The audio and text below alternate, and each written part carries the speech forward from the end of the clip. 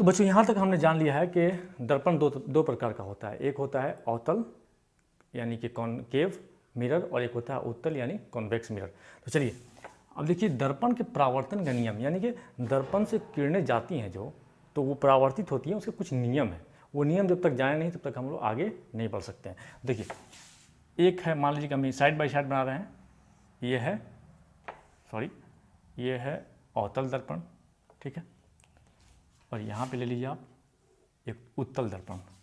अवतल दर्पण ये हो गया उत्तल दर्पण। ये हो गया, मान लीजिए यहाँ पे है सेंटर ऑफ कर्वेचर, यहाँ पे पोल हो गया और यहाँ पे फोकस हो गया।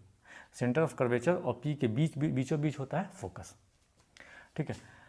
तो अवतल दर्पण में जब भी किरण प्रिंसिपल एक्सिस के समानांतर आती है, मतलब बहुत दूर से किरण आ रही है, कोई प्रिंसिपल एक्सिस, ये प्रिंसिपल एक्सिस के समानांतर किरण आ रही है, टकराने के बाद से हमेशा फोकस से होकर के गुजरेगी, हमेशा फोकस से होकर के गुजरेगी, याद रखिए।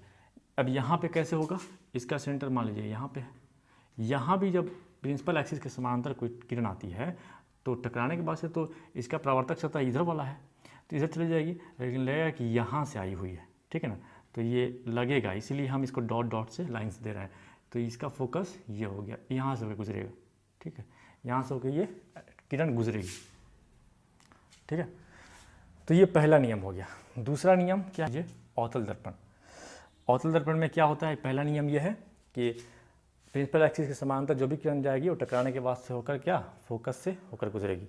दूसरा नियम है कि सेंटर ऑफ कर्वेचर से, ये सेंटर ऑफ कर्वेचर मान लीजिए कि जो भी किरण आएगी सेंटर ऑफ कर्वेचर से गुजरने वाली किरण उसी से वापस होके चली जाएगी, यानी यहाँ से जाएगी, टकराने के बाद से इसी से वापस होकर के चली जाएगी।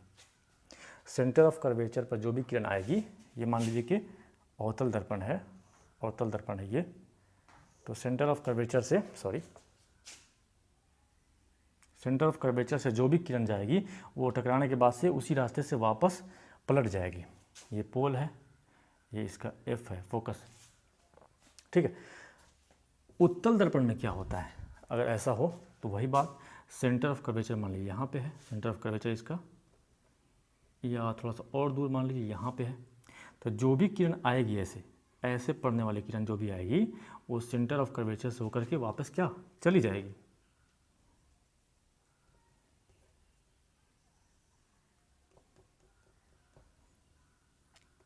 ऐसे पड़ने वाली किरण ऐसे ही वापस चली जाएगी, जैसे सेंटर ऑफ कर्वेचर की तरफ आएगी वैसे ही वापस उसी रास्ते से क्या, वापस चली जाएगी। इसमें भी वही होता है और इसमें भी वही होता है। तीसरा हम लोग जान लेते हैं क्या है।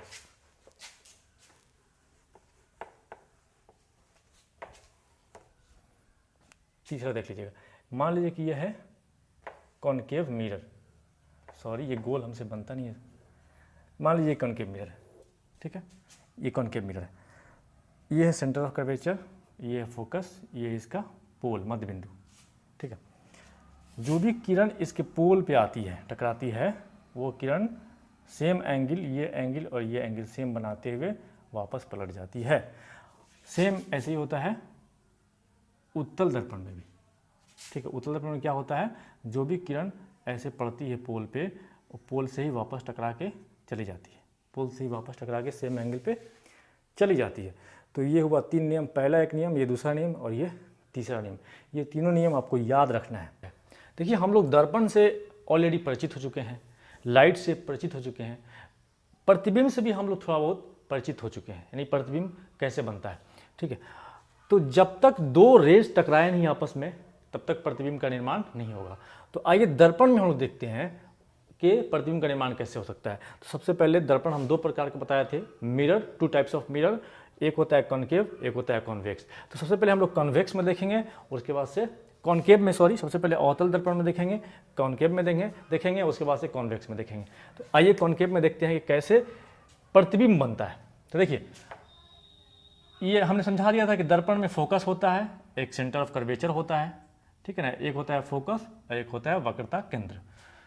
अब देखिए कोई वस्तु, मान लीजिए कोई वस्तु है जो इन्फिनाइट पर रखा हुआ है, माने अनंत पर रखा हुआ है, बहुत दूर है, दर्पण से बहुत दूर है कोई वस्तु, उसका बहुत दूर है, उसको बोलते हैं अनंत। तो इस पर रखा ही हुआ है कहीं पर अनंत से, तो अनंत से जब वस्तु से लाइट आएगी तो अनंत से जो भी चीज़ आता है वो सीधा आता है, उसको मान लेते हैं हम सीधा।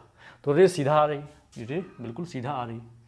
आप जान रहे हैं कि रे जो होती है वो दर्पण से टकराने के बाद जो भी इस एक्सिस के पैरेलल आती है, दर्पण से टकराने के बाद किधर से गुजरती है, फोकस से होकर गुजरती है। इधर से भी आएगी तो किधर से होकर गुजरेगी, फोकस से होकर गुजरेगी टकराने के बाद। यानी कि जो भी चीज़ अगर बहुत दूर से आ रही है, अनंत से आ रही है जो किरण, तो उस वस्तु का लगभग प्रतिबिंब यहाँ पे बनेगा, फोकस पे बनेगा, बहुत छोटा होगा और फोकस पे लगभग फोकस पे बनेगा, डिमिनिश होगा, बहुत छोटा होगा।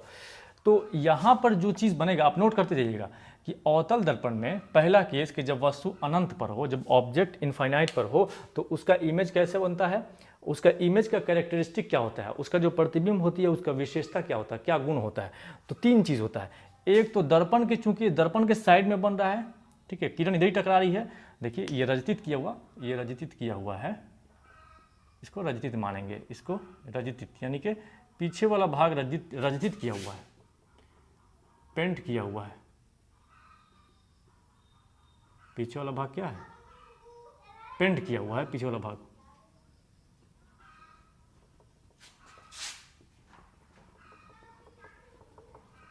ठीक है, तो पीछे तो लाइट जाएगी नहीं, तो दर्पण के इधर, दर्पण के सामने बन रहा है, तो कैसा कैसा प्रतिबिंब होगा, कैसा इमेज होगा, तो वास्तविक होगा। पहला नंबर नोट कीजिएगा, जो इमेज बनेगा वो वास्तविक होगा। ठीक है, क्योंकि वास्तव में किरण टकरा रही है इसलिए वास्तविक होगा। दर्पण के पीछे से नहीं फील हो रहा है, आभास नहीं हो रहा है, दर्पण के पीछे किरण नहीं जा रही है इसलिए फील नहीं हो रहा है, माने हम इमेजिन नहीं कर पा रहे हैं कि दर्पण के उधर से आ रहा है, पीछे से आ रहा है, तो इमेजिनरी नहीं होगा, काल्पनिक नहीं होगा। ठीक है, ये वास्तविक रूप से टकरा रही है और वास्तविक रूप से टकराने के बाद से प्रतिबिंब बन रहा है, इमेज बन रहा है, इसलिए वास्तविक प्रतिबिंब होगा। ठीक है, वस्तु चूंकि अनंत पे है तो वस्तु कुछ बड़ा होगा ही साइज में, लेकिन प्रतिबिंब बिल्कुल बिंदु के बराबर बन रहा है, तो प्रतिबिंब बहुत ही छोटा बनेगा।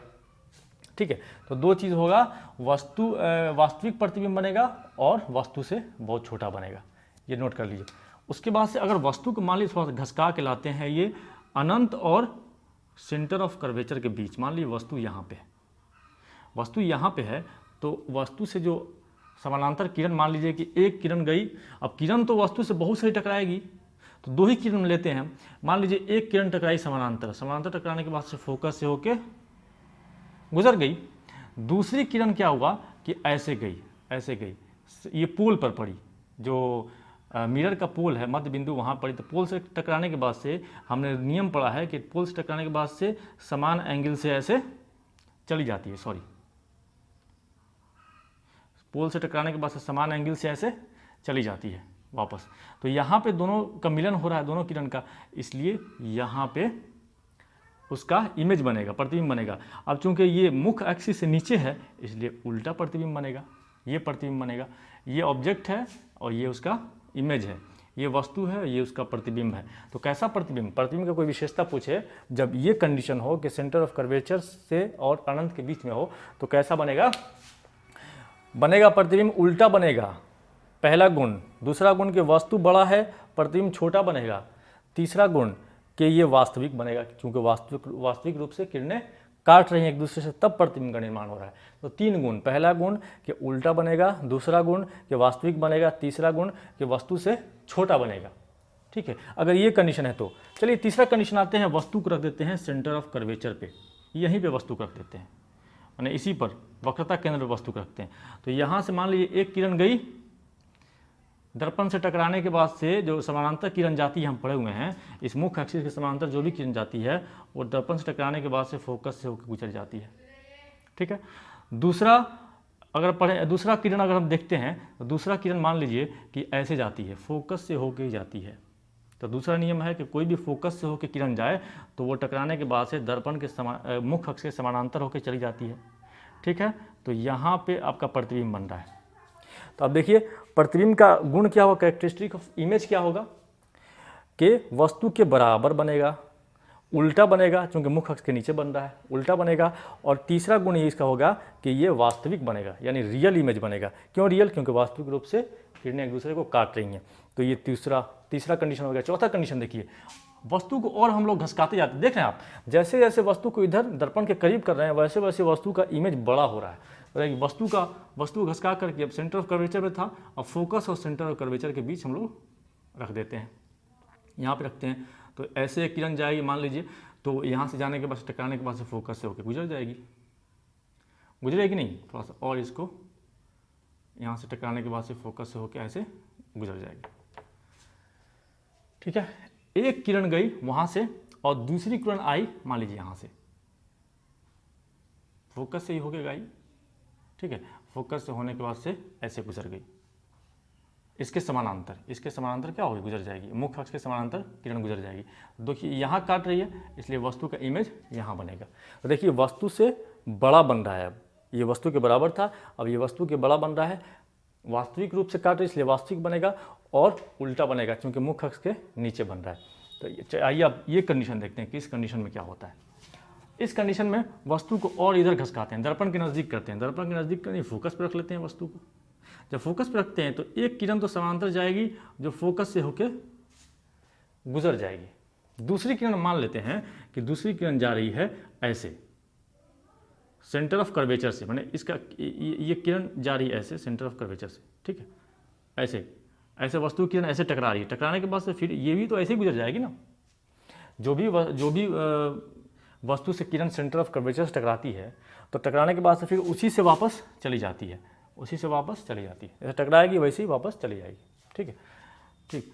तो ये दो किरण हुआ। अब देखिए दो किरण बिल्कुल पैरेलल आ रहा है, कहीं एक दूसरे से नहीं मिल रहा है, अनंत पे जाके मिलेगा। तो ये अनंत पे बनेगा और बहुत ही बड़ा बनेगा, इनलार्ज बनेगा, अनंत पे बनेगा, और चूंकि वास्तविक रूप से इसलिए वास्तविक बनेगा। तो ये अनंत पर बनेगा, इसका इमेज वस्तु से काफ़ी बड़ा बनेगा। ठीक है, और वास्तविक रूप से काटेगा तो बिल्कुल वास्तविक बनेगा। ठीक, यहाँ तक देखिए। अब चलिए फोकस के और पोल है, जो दर्पण का पोल है, ये दर्पण का पोल है, मध्य बिंदु है, इसके नज़दीक रखते हैं, फोकस और पोल के बीच में रखते हैं वस्तु को। तो वस्तु से एक किरण यहाँ गई, यहाँ पे जाने के बाद से ये फोकस से होकर गुजर गई, जो भी मुख्य अक्ष के समानांतर किरण टकराती है दर्पण पर, मिरर पर, वो फोकस से होकर गुजर जाती है। ठीक है, फोकस से होकर गुजर गई। दूसरी किरण लेते हैं हम लोग, मान लीजिए कि दूसरी किरण लिए ऐसे सेंटर ऑफ कर्वेचर थोड़ा सा और नज़दीक रखिए, यहाँ पे रखिए। ठीक है, सेंटर ऑफ कर्वेचर यहाँ पे। दूसरी किरण लीजिए हम लोग सेंटर ऑफ कर्वेचर से। ठीक है, तो सेंटर ऑफ कर्वेचर से जब जाती है तो उसी वापस ही लौट जाती है। जब सेंटर ऑफ कर्वेचर से कोई भी किरण जाएगी तो वापस लौट जाएगी। अब देखिए इसको हम लोग आगे बढ़ाएंगे थोड़ा सा, ठीक है, और इसको भी हम लोग थोड़ा सा आगे बढ़ाएंगे, तो ये दोनों जाके यहाँ पर टकरा जा रही है। अब आगे तो जाएगी नहीं, लेकिन लगेगा ऐसा कि यहाँ पर दोनों जाके किरणें आपस में टकराई हैं। ठीक है, क्योंकि ये यहाँ से आ रही है और फिर यहाँ से, ये पैरेलल नहीं जा रही है, ये थोड़ा सा तिर्यक है। ठीक है, तो जाके यहाँ पे मिल जाएगी, इंटरसेक्शन हो जाएगा, और जा करके यहाँ पे लगेगा कि यहाँ पे कोई इमेज बना हुआ है, यहाँ पे बड़ा सा इमेज बना हुआ है। ठीक है, तो देखिए वस्तु कितना छोटा था, इतना छोटा था वस्तु, और इमेज कितना बन रहा है, इतना बड़ा बन रहा है। स्पेशल केस है ये कॉन्केव मिरर में। क्या स्पेशल केस है कि जब वस्तु को फोकस और पोल के बीच में रखेंगे, यानी कि दर्पण के बिल्कुल नज़दीक ला जाएंगे, तो कैसा इमेज बनेगा, उसका बड़ा बनेगा। और इस सब में इमेज बन रहा था छोटा, उल्टा, और यहाँ पे इमेज सीधा बनेगा। दो गुण हो गया, बड़ा बनेगा वस्तु से, सीधा बनेगा, और तीसरा क्या है, इस सब में बन रहा था वास्तविक और इसमें बनेगा काल्पनिक, इसलिए कि लगेगा कि उधर किरण टकराएगी जाकर पीछे। ठीक है, कल्पना में लगेगा ऐसा, रियल में तो होगा नहीं कि किरण टकराएगी क्योंकि रचित है, लेकिन कल्पना में ऐसा लगेगा कि दोनों किरण जाकर उधर टकरा गई, इसलिए काल्पनिक बनेगा, यानी इमेजिनरी इमेज बनेगा। ठीक है, तो यहाँ पे इसका ये गुण हो गया। अब ये अवतल दर्पण में इतना सारा कंडीशन है इमेज बनने का। अब आइए उत्तल दर्पण में। उत्तल दर्पण में सिर्फ एक कंडीशन है, वो कंडीशन क्या है, वस्तु को यही रखेंगे, इधर तो रचित होता है। उत्तल दर्पण में अंदर वाला भाग जो होता है, धंसा हुआ भाग, वो पेंट किया हुआ होता है। तो हमेशा वस्तु किधर रखेंगे, इधर वस्तु को रखेंगे। इधर का वस्तु को रखते हैं, मान लीजिए यहाँ पे वस्तु को रख दिए, इतना बड़ा नहीं, दर्पण के हिसाब से वस्तु रखेंगे। ठीक है, मान लीजिए इतना बड़ा वस्तु रख दिया, या थोड़ा सा और बड़ा ले लीजिए, थोड़ा सा और बड़ा ले लीजिए, ये वस्तु है, इमेज ऑब्जेक्ट है। ऑब्जेक्ट से यहाँ से किरण जाएगी यानी समानांतर, तो आप रूल पढ़े हुए हैं, जो भी मुख्य अक्ष के समानांतर किरण जाती है वो टकराने के बाद से फोकस से गुजर जाती है। तो इधर तो जाएगी नहीं, लेकिन लगेगा कि ऐसे गई है, ऐसे गई है, ऐसे फोकस से होकर गुजरी है, तो इधर इमेजिनरी लाइन, इसलिए हम डॉट डॉट दे रहे हैं, इमेजिनरी लाइन ऐसे लगेगा, ठीक है, कि फोकस से होके गुजर गई है, टकरा करके गुजरेगी ऐसे, लेकिन लगेगा फोकस से होकर ये किरण आ रही है, ठीक है। दूसरा लेते हैं, दूसरा हम ले जाते हैं किसकी तरफ, सेंटर ऑफ कर्वेचर की तरफ, ठीक है। दूसरा किरण आया और गया किधर, सेंटर ऑफ कर्वेचर की तरफ।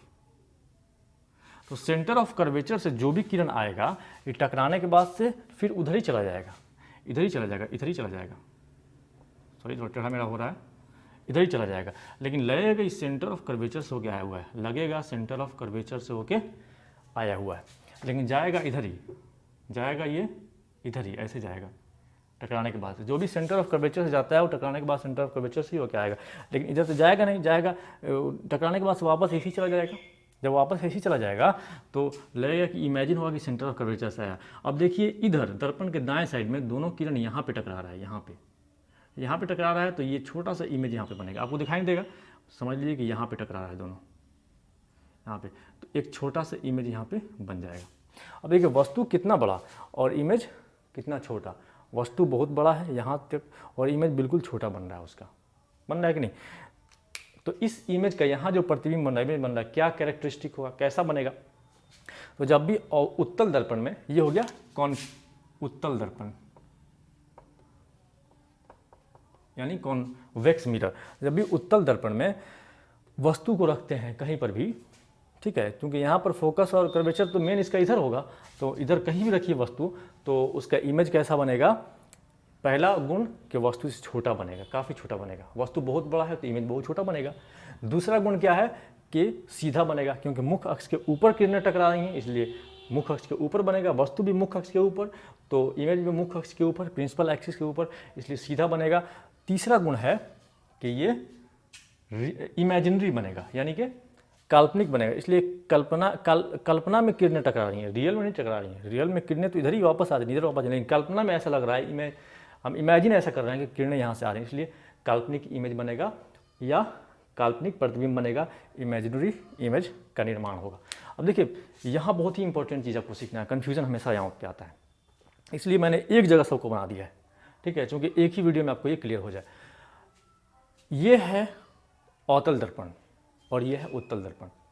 अवतल दर्पण में देखते होंगे कि इमेज का जो फॉर्मेशन हो रहा है, इमेज जो बन रहा है, यानी प्रतिबिंब जो बन रहा है, तस्वीर जो बन रही है, वो क्या हो रहा है, वस्तु से हमेशा बराबर बन रहा है या बड़ा बन रहा है, ठीक है। एक केस तो ऐसा है कि वस्तु से बहुत बड़ा बन रहा है और काल्पनिक बन रहा है, ठीक है। यहाँ पे उत्तल दर्पण में जो भी वस्तु है उसका प्रतिबिंब कैसा बन रहा है, छोटा बन रहा है और इमेजिनरी बन रहा है। इसलिए कहाँ कहाँ इसका इस्तेमाल करेंगे भाई, तो इसका इस्तेमाल कहाँ होता है, हमको कहाँ देखना होता है, छोटा वस्तु को बड़ा कहाँ देखना पड़ता है। छोटा वस्तु है उसको हमको बड़ा देखने की, जैसे डॉक्टर के यहाँ गए तो हमको दिखाना है, मतलब मुंह का कोई चीज़ है, छोटा दांत है या कोई भी चीज़ एग्जामिन डॉक्टर करता है, देखता है, तो उसको बड़ा करके दिखाना होता है, क्योंकि वो बड़ा दिखे तो सब चीज़ दिख जाए। तो डॉक्टर किस दर्पण का इस्तेमाल करेगा, इसका कि इसका, हमेशा इस वाले दर्पण का इस्तेमाल करेगा, अवतल दर्पण का। या हमको पेपर पढ़ना है तो कौन से दर्पण का इस्तेमाल करेंगे कि बड़ा दिखाई दे अक्षर, अवतल दर्पण का, ठीक है। हम गए हजामती दर्पण, हम हजाम क्या गए, जहाँ पे सैलून में गए हम, तो वहाँ पे हजामती दर्पण जो होगा, जो दर्पण लगा होगा हजामत करने के लिए, वो कौन सा लगा रहेगा, क्योंकि हमको बड़ा चेहरा दिखेगा तब ना अच्छा से साफ करेगा। तो हजामती दर्पण में कौन सा दर्पण लगा रहता है, ये दर्पण, अवतल दर्पण, इसलिए कि छोटा जो ऑब्जेक्ट है उसको बड़ा दिखाना है, ठीक है। और भी कहाँ इस्तेमाल होता है इसका, देखिए और भी इस्तेमाल कहाँ होता है, हजामती दर्पण में हो गया, डॉक्टर क्या हो गया, छोटा चीज़ को बड़ा करके पढ़ने में, जैसे पेपर पढ़ना है वहाँ पर इस्तेमाल हो गया, सब अवतल दर्पण का इस्तेमाल होता है। और भी कहाँ इस्तेमाल बताइए आप। एक और इसका गुण है अवतल दर्पण का, देखिए जो भी किरण आ रही है, अगर अनंत से कोई किरण आ रही है, इधर से अनंत से कोई किरण आई, अनंत से कोई किरण गई, तो सबको रिफ्लेक्शन के बाद, परावर्तन के बाद एक बिंदु पर जमा कर रहा है कि नहीं। यहाँ ये परावर्तन के बाद से लगभग एक ही तरफ जमा कर रहा है, एक ही बिंदु पे जमा कर रहा है। अनंत से जो भी किरण आई परावर्तन के बाद से एक ही बिंदु पे जमा कर रहा है। तो जब एक ही बिंदु पे किरणें जमा हो जाएं चारों तरफ से आके, तो हमने कहा था कि उसको कहते हैं कन्वर्जिंग, यानी कि अभिसारी। तो ये अवतल दर्पण को इसीलिए कहते हैं अभिसारी दर्पण, क्योंकि ये क्या करता है, अनंत से आने वाली किरणों को एक ही बिंदु पर जमा कर देता है, इसलिए कहते हैं इसको अभिसारी दर्पण।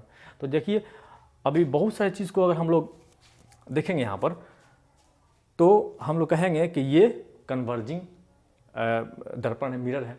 तो अवतल दर्पण एक तरह का कन्वर्जिंग मिरर है। अच्छा, कन्वर्जिंग मिरर का हम लोग कहाँ इस्तेमाल कर सकते हैं, हम लोग क्या इसका गुण जो है कि बहुत सारे किरणों को जमा कर देता है एक जगह, तो उसका इस्तेमाल कहाँ कर सकते हैं। देखिए सोलर कुकर का आपने नाम सुना होगा, जिससे खाना बनता है। सोलर मतलब सूरज की गर्मी से खाना बनता है। तो सूरज की गर्मी से कैसे, यानी जितना भी किरण है सूरज का, वो चाहेगा कि एक जगह फोकस हो। जब किरण एक जगह फोकस होगा तो वहाँ पे हीट हो जाएगा, गर्मी हो जाएगा, और उस हीट का इस्तेमाल करके हम लोग खाना बना लेंगे। इसलिए सोलर कुकर में कहे कि कौन सा दर्पण इस्तेमाल होता है, अवतल की उत्तल, तो कहिए कि भैया अवतल दर्पण इस्तेमाल होता है, क्योंकि वहाँ पर सूरज की गर्मी को इकट्ठा करना पड़ता है, एक जगह सारी किरणों को एक जगह जमा करना पड़ता है। जब एक जगह जमा करने की बात आए तो अवतल दर्पण का इस्तेमाल होगा। तो इस तरह अवतल दर्पण एक तरह का अभिसारी दर्पण भी होता है, अभिसारी दर्पण भी होता है, और उसका इस्तेमाल सोलर कुकर के रूप में भी, सोलर कुकर में भी किया जाता है अवतल दर्पण का इस्तेमाल। ठीक है, तो ये सारे अवतल दर्पण के इस्तेमाल हो गए, हजामती दर्पण में, सोलर कुकर में। ठीक है, यहाँ पर आएगी उत्तल दर्पण में।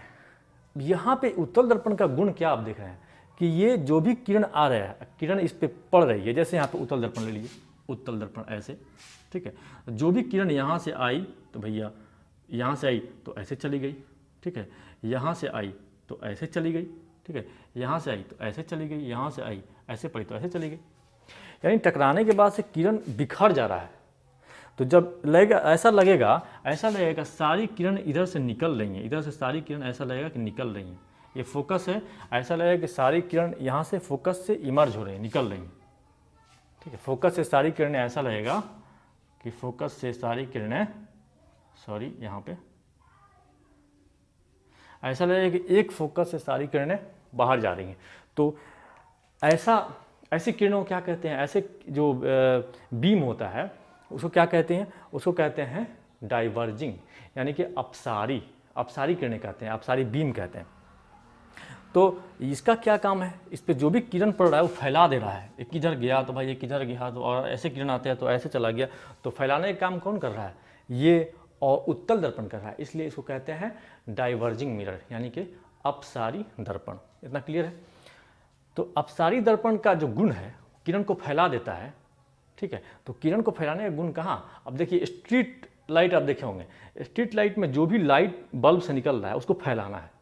तो फैलाना है तो कौन सा यूज़ करेंगे, इसका यूज़ करेंगे, किसका यूज़ करेंगे, भाई फैलाना है तो उत्तल दर्पण का यूज़ करेंगे। अच्छा, टॉर्च लाइट में फैलाना है कि एक जगह करना है, टॉर्च लाइट में हम फोकस करते हैं ना, फोकस करो जरा, टॉर्च लाइट में हम सारे बीम को एक जगह फोकस करते हैं कि चीज़ें दिखाई दें, तो टॉर्च लाइट में इसका इस्तेमाल होगा। लेकिन स्ट्रीट लाइट की बात आएगी तो इसका इस्तेमाल हो जाएगा, सोलर कुकर की बात आएगी तो इसका इस्तेमाल हो जाएगा।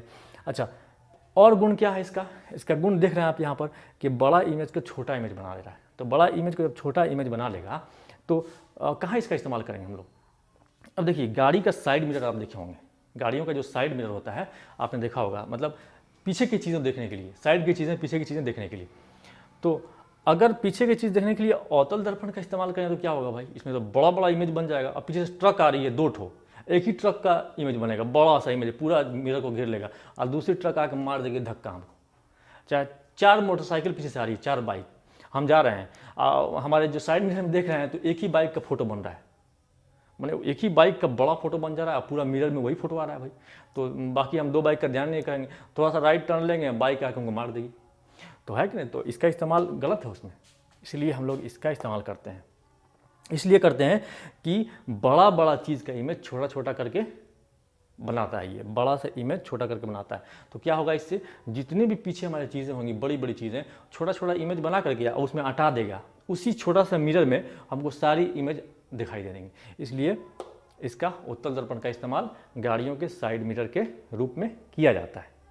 अब समझ गए, यहाँ तक समझ में गए। गाड़ियों के हेड लैम्प पे भी क्या किया जाता है, इसका इस्तेमाल किया जाता है। अब यहाँ पर सारी चीज़ें क्लियर हो गई होंगी कि कहाँ पे वस्तु रखने पर प्रतिबिंब कैसा बनता है, क्या कैरेक्टरिस्टिक होता है उस प्रतिबिंब का, इमेज का, और इस कैरेक्टरिस्टिक का यूज़ करके हम लोग ऐसे ऐसे दर्पण का, उत्तल का चाहे अवतल का, कहाँ कहाँ अपने दैनिक जीवन में इस्तेमाल करते हैं। क्वेश्चन यहीं से आता है, आपको एक वीडियो से सारा क्वेश्चन क्लियर हो गया, हमको विश्वास है। अब इतना कुछ सीखने के बाद आइए हम सीखते हैं साइन कन्वेंशन चिन्ह परिपाटी। किसका साइन कन्वेंशन और किसका चिन्ह परिपाटी?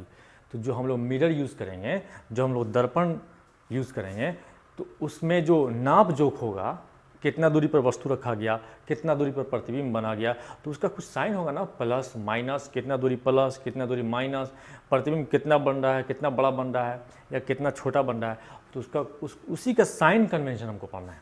क्यों साइन कन्वेंशन पढ़ने की ज़रूरत है? इसलिए कि जब प्रैक्टिकली हम लोग बनाने जाते हैं, मान लिए चश्मा बनाना है, लेंस बनाना है, ठीक है, तो साइन का ज़रूरत है ना भाई, कितना दूर का नहीं दिखाई दे रहा है, कितना दूर ऑब्जेक्ट होना चाहिए, कितना दूर प्रतिबिंब बनना चाहिए, ठीक है। या दर्पण ही ले लीजिए, कोई चीज़ देखना है हमको, तो कितना दूर पे ऑब्जेक्ट को रखेंगे कि प्रतिबिंब हमको दिखाई दे उसका, बड़ा दिखना है तो बड़ा दिखाई दे, बराबर दिखना है तो बराबर दिखाई दे। तो इसीलिए साइन कन्वेंशन में पढ़ते हैं, चिन्ह परिपाटी पढ़ते हैं। तो साइन कन्वेंशन बहुत ही आसान है, बहुत कंफ्यूज होते हैं बच्चे, बल्कि शुरू से लेकर आखिर तक बच्चे कंफ्यूज होते रहते हैं। और इतना आसान है ये कि आपको देखिए, आप यहीं पर सीख जाइएगा 1 मिनट में। देखिए, अब मान लीजिए हम लेते हैं ये एक कन्वेक्स कॉनकेव मिरर, ठीक है ना, जो केव की तरह हो, जिसका परावर्तक सतह रिफ्लेक्टिंग सरफेस, ठीक है, इसको पेंट कर दिए तो रिफ्लेक्टिंग सरफेस जो है वो केव की तरह हो गया, तो कॉनकेव, केव की तरह तो कॉनकेव, अवतल, ठीक है। और एक ले लीजिए उत्तल, मान लीजिए कि यहीं पे ले लीजिए एक उत्तल दर्पण, सॉरी, ये मान लीजिए एक उत्तल दर्पण है, ठीक है। इसका अंदर वाला भाग क्या होता है, पेंट किया होता है,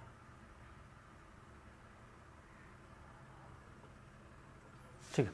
ये अवतल ले लिए, उत्तल ले लिए, ठीक है। इसका पोल होगा कि नहीं, पोल मतलब बीच का, ये पोल बीच का, और ये जिस गोले का भाग होगा तो उसके सेंटर को बोलते हैं सेंटर ऑफ कर्वेचर, और सेंटर ऑफ कर्वेचर और पोल के बीच में जो होता है वो होता है फोकस, होता है कि नहीं, ठीक है। इसमें सेंटर ऑफ कर्वेचर कितना होगा, क्योंकि इस गोले का भाग होगा, ये कौन से गोले से कटा होगा, इधर वाले गोले से कटा होगा, इसलिए सेंटर ऑफ कर्वेचर यहाँ ले लिए। इसका जो आधा होगा ये फोकस यहाँ पर हो गया। अब देखिए, ये हमने 2 दर्पण ले लिए, एक कॉनकेव और एक कन्वेक्स, लिख भी लेते हैं। ये हो गया उत्तल दर्पण, और इसको कहेंगे हम लोग अवतल दर्पण। ये हो गया अवतल, ये हो गया उत्तल।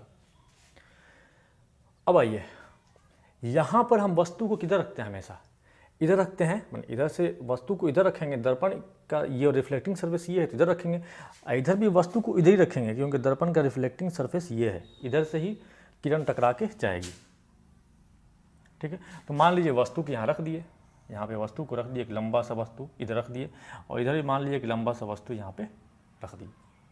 तो वस्तु और दर्पण के बीच का दूरी हम लोग कहते हैं u, वस्तु और दर्पण के बीच की दूरी को हम लोग कहते हैं क्या, u। तो यहाँ पे लिख दे रहे हैं u, वस्तु की दूरी,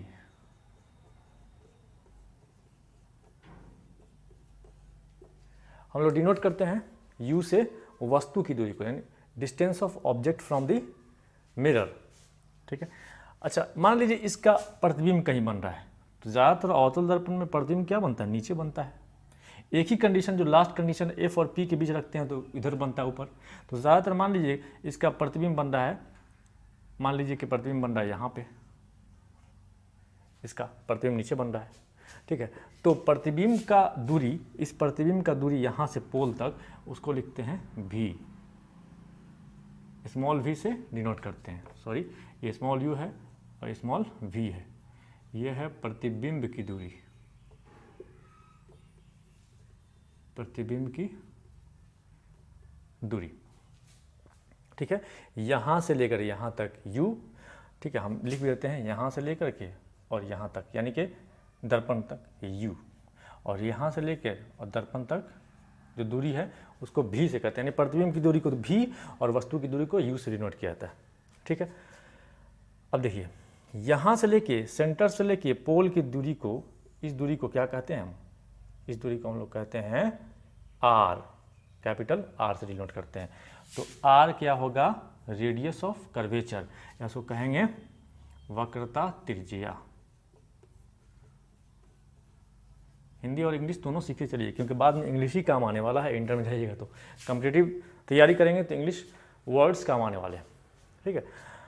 और कहीं जनरल कंपटीशन की तैयारी कीजिएगा बिहार के लिए तो उसमें हिंदी काम आएगा, तो इसलिए दोनों सीखते चलिए। ये हो गया वक्रता त्रिज्या। वक्रता और फोकस और पोल के बीच की दूरी को, फोकस और पोल के बीच की दूरी को हम लोग कहते हैं स्मॉल f से डिनोट करते हैं। ये होता है फोकस दूरी, फोकस दूरी। इसको इंग्लिश में कहते हैं फोकल लेंथ, ठीक है, UVRF। समझ गए इन सिंबल्स का मतलब क्या हुआ, क्या क्या सिंबल्स ये रिप्रेजेंट करते हैं, ठीक है। यहाँ भी सेम चीज़, लेकिन यहाँ पर वस्तु का दूरी, वस्तु इधर होगा, प्रतिबिंब इधर बनेगा। यहाँ पे वस्तु इधर और प्रतिबिंब इधर। एक ऐसा कंडीशन आता है कि प्रतिबिंब इधर बनता है, लेकिन इधर हमेशा प्रतिबिंब इधर बनेगा। उत्तल दर्पण में हमेशा प्रतिबिंब इधर बनेगा। अब देखिए साइन कन्वेंशन हमको पढ़ना है मेन। ये सब चीज़ तो आप जान गए, लेकिन साइन कन्वेंशन पढ़ना है। साइन कन्वेंशन में आप बचपन से पढ़ते आ रहे हैं ये चीज़, एक्स वाई कोऑर्डिनेट। किसी को एक्स वाई ले सकते हैं, इसी को वाई माना जाता है जनरली, और इसको एक्स कोऑर्डिनेट माना जाता है। यानी ये हो गया निर्देशांक, ये वाई निर्देशांक और ये एक्स निर्देशांक कोऑर्डिनेट। यहाँ पे होता है जीरो, माने चलना कहीं से स्टार्ट करना है तो यहीं से स्टार्ट करना है। यहाँ से दाहिने साइड चलेंगे, जीरो से दाहिने साइड तो प्लस होता है कि नहीं, जीरो के दाहिने साइड प्लस, और जीरो के ऊपर चलेंगे तो इधर भी प्लस आता है। 1 2 3 4, 1 2 3 4 प्लस में जाता है। जीरो के बाएं साइड चलेंगे तो माइनस में आएंगे, या जीरो के नीचे जाएंगे तब भी क्या होगा, माइनस होगा। यही कोऑर्डिनेट सिस्टम, यही निर्देशांक हमको यहाँ पे चिन्ह हमको यहाँ फॉलो करना है, दोनों में ये फॉलो करना है।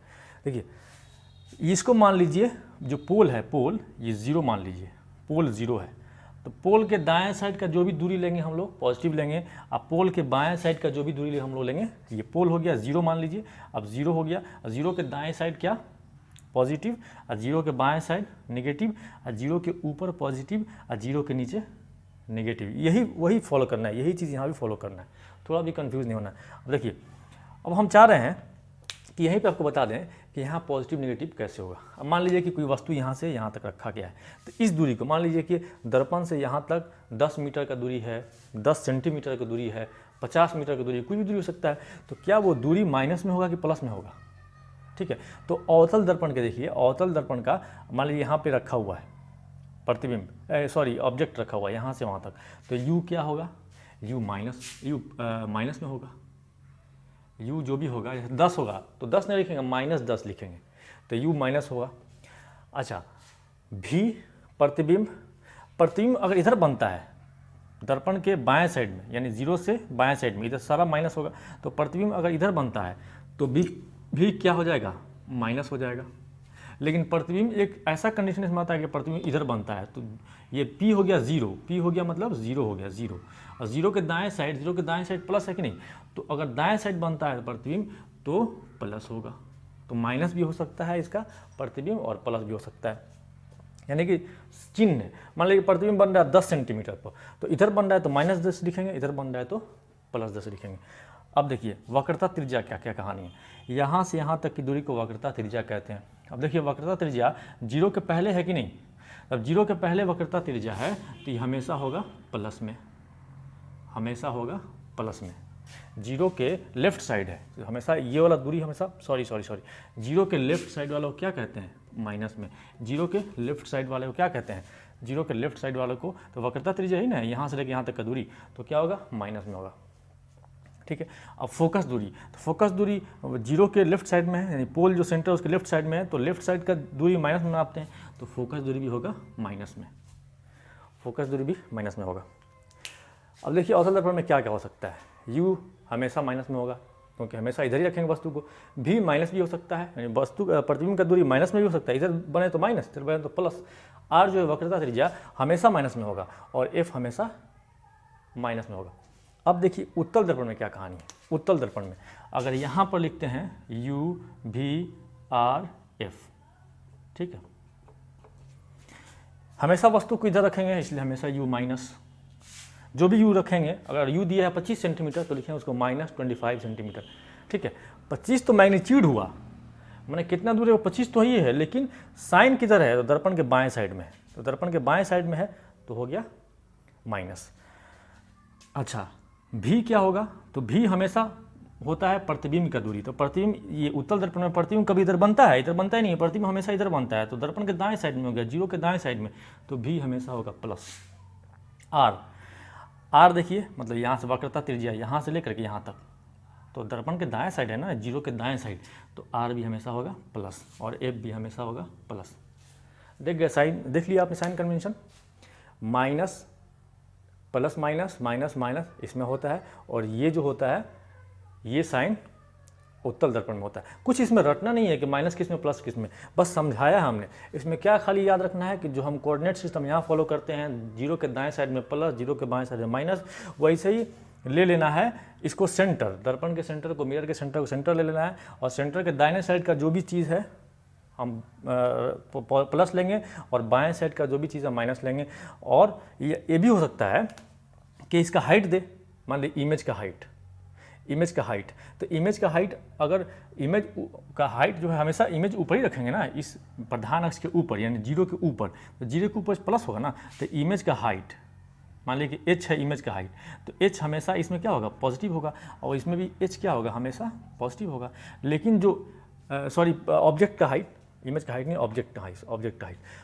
अब इमेज जो बनता है, तो कभी इमेज इसके नीचे बन जाएगा, जीरो के नीचे, और कभी जीरो के ऊपर, तो इसमें इमेज का जो है हाइट होगा, इमेज का हाइट h डैश मान लीजिए, तो ये प्लस भी हो सकता है और माइनस भी हो सकता है। इसमें इमेज का हाइट h डैश क्या होगा, हमेशा क्या होगा, प्लस होगा, इसलिए कि हमेशा इसमें इमेज काल्पनिक बनता है और इससे ऊपर बनता है, इसलिए हमेशा इसमें इमेज h डैश प्लस होगा। तो इमेज का हाइट का भी साइन कन्वेंशन हो गया, दूरी जितना हुआ उसका साइन कन्वेंशन आपने, हमको पूरा विश्वास है, पूरा यकीन है कि आपने इस वीडियो से साइन कन्वेंशन, चिन्ह परिपाटी को अच्छे से सीख लिया होगा।